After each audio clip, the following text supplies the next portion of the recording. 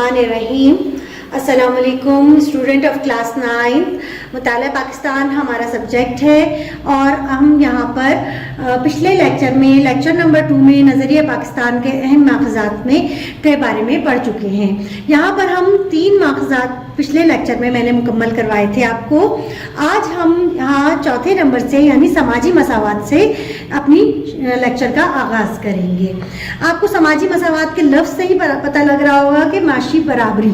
ٹھیک ہے، تو اسلام میں تو آپ کو پتہ ہے کہ اسلام میں ذات پات کا کوئی تصور نہیں ہے. اسلام ایک ایسے فلاحی معاشرے کے قیام پر زور دیتا ہے جہاں سماجی مساوات ہو اور ہر مذہب، ذات اور امیر و غریب ایک جیسے ہوں، اور ان کو ایک ہی طرح سے تصور کیا جاتا ہو. مذہب کا بھی خیال مذہب کی بھی کوئی برتری حاصل نہ ہو.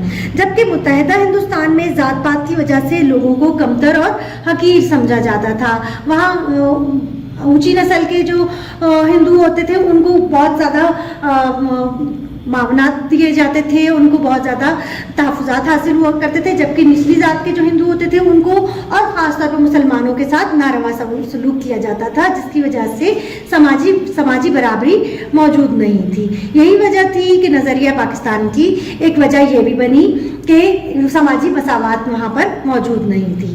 اس کے بعد آ جاتا ہے جمہوری اقدار.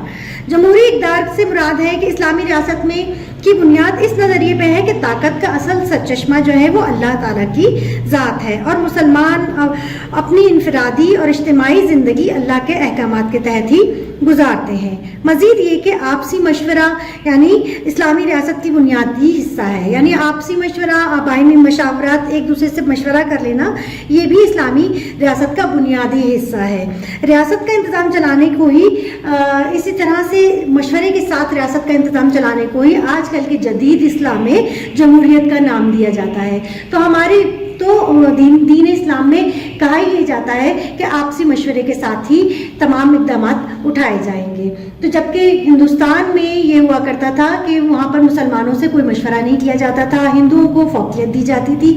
تو یہی وجہ ہے کہ نظریہ پاکستان کی قیام کا ایک وجہ یہ بھی بنی کہ وہاں پر مسلمانوں کو جمہوری اقدار حاصل نہیں تھا. اس کے بعد آ جاتا ہے قانون کی پابندی اور عدل. آپ کو پتہ ہے بچوں، اسلامی معاشرے میں کوئی شخص بھی قانون سے بالاتر نہیں ہوتا، اسی لیے اسلامی معاشرے میں قانون کی پابندی اور عدل کو خاص اہمیت حاصل ہے. اس کے برعکس ہندو معاشرے میں کیا ہوتا تھا کہ ذات پات میں تقسیم کیا جاتا تھا، جس کی وجہ سے سماجی انصاف نہ ہونے کے برابر ہوتا تھا. یعنی ایک دوسرے کو وہی بات آ جاتی ہے کہ جو بڑی اونچی ذات کے لوگ ہوتے ہیں ان کے اوپر کوئی پابندی نہیں ہوتی تھی، ان کو ہر طرح کی سہولیات فراہم کی جاتی تھی، جبکہ مسلمانوں کے اوپر ہر طرح کی پابندی بھی لگائی جاتی تھی، ان کو انصاف بھی مہیا نہیں کیا جاتا تھا، جس کی وجہ سے ان کو پیچھے رکھا جاتا تھا. اب یہاں پر یہ بھی ایک وجہ بنی کہ نظریہ پاکستان کا جو ہے وہ وجود میں آیا. اس کے بعد آ جاتا ہے انسانی حقوق کی پاسداری. انسانی حقوق کی پاسداری بھی قیام پاکستان سے ایک امید یہ بھی لگائی گئی کہ اس میں رہنے والے تمام مذاہب کے لوگوں کی جان و مال کی اور عزت و آبرو کی اور ان کے عقائد کی حفاظت کی جائے گی. یعنی جو حقوق مسلمانوں کو ہندوستان میں میسر نہیں تھے وہ ہم لوگوں نے چاہا کہ ہم ایک ایسا الگ ملک بنائیں جہاں پر اقلیتوں کو بھی ان کے حقوق میسر آ سکیں اور وہاں مسلمان بھی اپنے حقوق کے ساتھ آزادانہ طور پہ زندگی گزار سکیں اور اقلیتیں بھی اپنے عقائد کے مطابق زندگی گزار سکیں. اسی لیے بھی انسانی حقوق کی پاسداری کے لیے بھی نظریہ پاکستان کا قیام عمل میں آیا. اس کے بعد ہمارے پاس لاسٹ پوائنٹ ہے مسلمانوں کا معاشی استحصال. یعنی مسلمانوں کو معاشی طور پر پیچھے رکھا گیا. بر صغیر میں خاص طور پر مسلمانوں کا معاشی استحصال کیا گیا، ان کے لیے روزگار کا حصول مشکل بنا دیا گیا تھا. مسلمان اکثریتی علاقوں کو جان بوجھ کر پیچھے رکھا جاتا تھا کیونکہ ہندو سودی کاروبار کیا کرتے تھے، جبکہ مسلمان اپنے کاروبار کو سود سے پاک رکھنا چاہتے تھے، اور اس کے لیے، اس کام کے لیے انہیں کافی دشواری کا سامنا کرنا پڑتا تھا، اور اس طرح سے مسلمانوں کا معاشی استحصال کیا گیا. ان کو کاروبار نہیں کرنے دیا جاتا تھا، ان کے لیے نوکریاں نہیں ہوتی تھی، اور ان کو تعلیم کے میدان میں بھی پیچھے رکھا گیا تھا.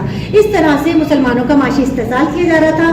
اس کے حل کے لیے بھی نظریہ پاکستان کا قیام جو ہے وہ عمل میں آیا کہ یہ وہ وجوہات ہیں بچوں، یہ وہ وجوہات تھیں جن کی وجہ سے مسلمان یہ سوچنے پہ مجبور ہو گئے تھے کہ انہیں ایک الگ وطن کی ضرورت ہے، اور وہ اس میں تاکہ اپنے عقائد کے حساب سے، عقائد کے مطابق عبادات کر سکیں، مذہبی تہوار آزادی کے ساتھ منا سکیں، سماجی مساوات برابر ہو، جمہوری اقدار ہو، یعنی کہ ہر ایک کا مشورہ ہو، ہر ایک اس کو مانتا ہو، اور قانون کی پاسداری کے لیے بھی کسی چھوٹے بڑے کا عمل دخل نہ ہو، کسی طاقتور اور کسی کمزور کا عمل دخل نہ ہو. اسی طرح سے انسان تمام اقلیتوں کو اور مسلمانوں کو تمام حقوق کی پاسداری ان کے ہو سکے، اور مسلمانوں کا معاشی استحصال نہ کیا جائے، ان کو آگے بڑھنے کی پوری آزادی ہو، ان کو کاروبار کرنے کی، ان کے لیے روزگار کا حصول آسان ہو جائے. تو یہ وہ وجوہات تھیں بچوں. اس کے آگے انشاءاللہ العزیز ہم یہ دیکھیں گے کہ نظریہ پاکستان کس نے پیش کیا اور کس طرح سے ہمیں اس کے لیے ہم نے آگے جدوجہد کی، وہ ہم انشاءاللہ العزیز اگلے لیکچر میں دیکھیں گے. اس وقت تک کے لیے اجازت دیجیے. فی امان اللہ.